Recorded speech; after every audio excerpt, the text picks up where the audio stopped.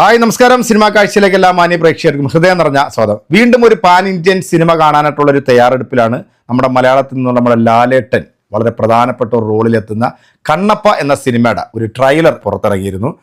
മുകേഷ് കുമാർ സിംഗ് ആണ് cinema direct ചെയ്യുന്നത്. നായകനായിട്ടെത്തുന്ന നമ്മുടെ വിഷ്ണു മഞ്ജു ആണ്. ഇതിൻ്റെ സ്ക്രിപ്റ്റും വിഷ്ണു മഞ്ജുവിൻ്റെ തന്നെയാണ്. ഗോപി കൃഷ്ണ ഉണ്ട്.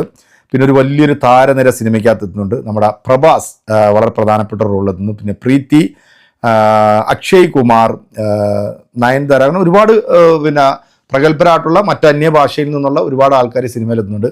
വിഷ്ണു മഞ്ജു ഇതിനകത്ത് ചെയ്യുന്ന ക്യാരക്ടർ എന്ന് പറഞ്ഞാൽ ശിവഭക്തൻ്റെ ഒരു റോളിലാണ് വരുന്നത്. ആദ്യമൊക്കെ ശിവനോട് എതിർപ്പുള്ള ഒരു ക്യാരക്ടറായിട്ടാണെങ്കിൽ പിന്നീട് അവസാനത്തിലേക്ക് വരുമ്പോൾ ശിവഭക്തനായിട്ട് മാറുന്നു. ശിവന്റെ അവതാരമായിട്ടാണ് ഇതിനകത്ത് പ്രഭാസ് എത്തുന്നതെന്ന് എനിക്ക് തോന്നുന്നത്. ശിവനായിട്ട് അഭിനയിക്കുന്നത് അക്ഷയ് കുമാറാണ്.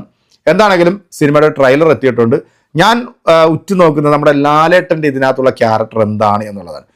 ലാലേട്ടൻ ഇതിനകത്തൊരു രാക്ഷസന്റെ ഒരു വേഷത്തിലാണ് ഇതിനകത്ത് എത്തുന്നത്. ഈ ട്രെയിലറിനകത്ത് നമ്മുടെ ലാലേട്ടൻ ചെയ്യുന്ന ആ ഒരു വേഷം എന്താണെന്നുള്ളത് നമുക്കൊന്ന് കാണാം. ആകാംക്ഷയോടെ ഇരിക്കുകയാണ്. നമ്മുടെ പ്രഭാസിൻ്റെ റോൾ എന്താണെന്ന് നമുക്കൊന്ന് കാണണം. പിന്നെ ഇതിൻ്റെ ടെക്നിക്കൽ വശങ്ങളെ കുറിച്ചിട്ട് നമുക്ക് ആ ട്രെയിലർ കാണുമ്പോൾ തന്നെ നമുക്ക് മനസ്സിലാവും. ഹൈ ക്വാളിറ്റിയിൽ തന്നെയാണ് ഇതിൻ്റെ ചിത്രീകരണം. ജൂൺ 27 സിനിമ തിയേറ്ററിലേക്ക് എത്തും എന്നാണ് അറിയുന്നത്. എന്തായാലും ട്രെയിലർ ഇന്നലെ ഞാൻ കണ്ടിരുന്നു. ഇനി നിങ്ങളുമായിട്ടൊന്ന് കണ്ടിട്ട് നേരിട്ട് ഈ ട്രെയിലറിൻ്റെ ഒരു റിയാക്ഷൻ ചെയ്യാൻ വേണ്ടിയാണ് ഞാനിപ്പോൾ ഈ ഒരു വീഡിയോ ആയിട്ട് വന്നത്. അപ്പോൾ നമ്മുടെ ലാലേട്ടൻ എന്താണ് ഇതിനകത്ത് ചെയ്യാൻ പോകുന്നത് നോക്കാം.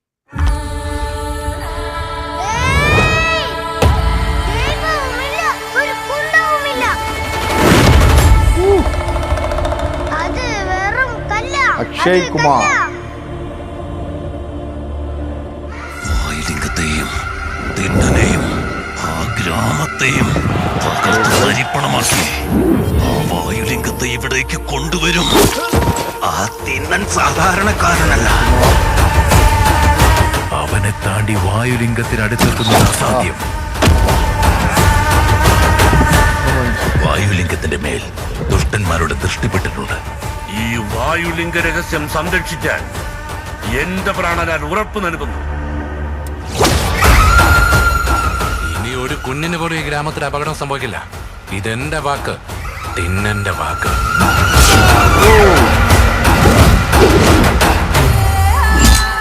ശിവനെ കല്ലെന്ന് പറയുന്നു. കല്ലിനെ കല്ലെന്ന് പറയാതെ വേറെന്ത് പറയാനാ? പറയുന്നത് കേൾക്കാത്ത ആളുകളോട് പറഞ്ഞിട്ട് എന്താണ് കാര്യം?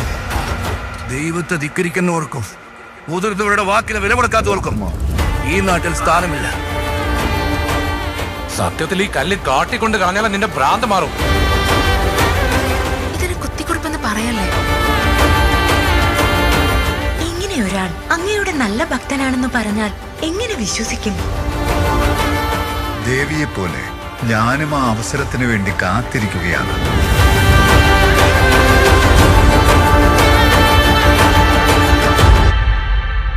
രുദ്ര,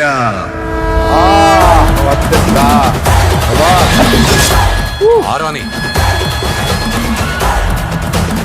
ആ മുതിർന്നവരെക്കാൾ മുതിർന്നവൻ ഞാനാ. എന്നേക്കാൾ വലിയ ശോഭക്തനോ ഈ സൃഷ്ടിയിലുണ്ടാവില്ല. എന്തൊക്കെ ഞാൻ കരുതിയിരുന്നത്. നീയും നിന്റെ ദൈവവും കൂട്ടുകള്ളന്മാർ തന്നെ.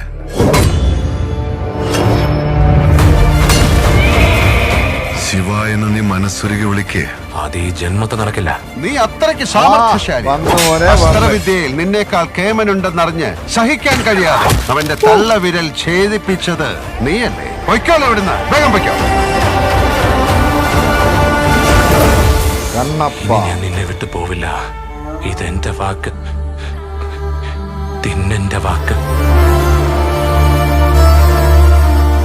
ശിവലീല.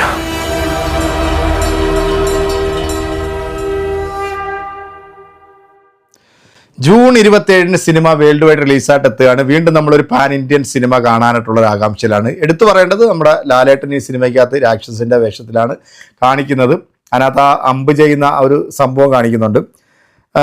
ലാലേട്ടൻ്റെ കോസ്റ്റ്യൂമൊക്കെ നിങ്ങൾ കണ്ടല്ലോ അല്ലേ? ഒരു രാക്ഷസൻ്റെ ആ ഒരു വേഷത്തിലാണ് കൊണ്ടുവരുന്നത്. ട്രെയിലറിനകത്ത് ഒരു ചെറിയൊരു ഭാഗം മാത്രമേ കാണിക്കുന്നുള്ളൂ. ശിവഭക്തനായിട്ടാണ് വിഷ്ണു മഞ്ജു ഇതിനകത്ത് എത്തുന്നത്. എനിക്ക് തോന്നുന്നു ശിവന്റെ അവതാരമായിട്ടാണ് ഭൂമിയിലേക്ക് ഇതിനകത്ത് നമ്മുടെ പ്രഭാസ് വരുന്നതായിട്ട് എനിക്ക് തോന്നുന്നു. ഇനി എടുത്തു പറയുകയാണെന്നുണ്ടെങ്കിൽ ഇതിൻ്റെ ക്യാമറ വർക്ക്, ടെക്നിക്കൽ പരമായിട്ടുള്ള എല്ലാം ഹൈ ക്വാളിറ്റി തന്നെ. എന്താണെങ്കിലും എനിക്ക് ബാഹുബലി കണ്ടിട്ടുള്ള ആ ഒരു ഫീലാണ് എനിക്ക് ഈ ഒരു ട്രെയിലർ കാണുമ്പോഴത്തേക്ക് പേഴ്സണലി എനിക്ക് തോന്നുന്നത്. ഇനി നമുക്ക് സിനിമയ്ക്ക് വേണ്ടി കാത്തിരിക്കാം. സിനിമ കണ്ടെങ്കിൽ മാത്രമേ നമുക്ക് സിനിമയെക്കുറിച്ചിട്ട് കൂടുതൽ ആധികാരികമായിട്ട് നമുക്ക് പറയാൻ പറ്റത്തുള്ളൂ. എന്താണെങ്കിലും ട്രെയിലർ കൊള്ളാം, ട്രെയിലർ പൊളിയാണ്. കാത്തിരിക്കാം സിനിമയുടെ കൂടുതൽ വിശേഷങ്ങൾക്കായിട്ട്. അപ്പോൾ സിനിമ കണ്ടതിന് ശേഷം ഒരിക്കൽ കൂടി നമ്മൾ സിനിമയുടെ റിവ്യൂമായിട്ട് പ്രിയപ്പെട്ട പ്രേക്ഷകരിലേക്ക് എത്തുന്നതായിരിക്കും. അപ്പോൾ അതുവരേക്കും എല്ലാവർക്കും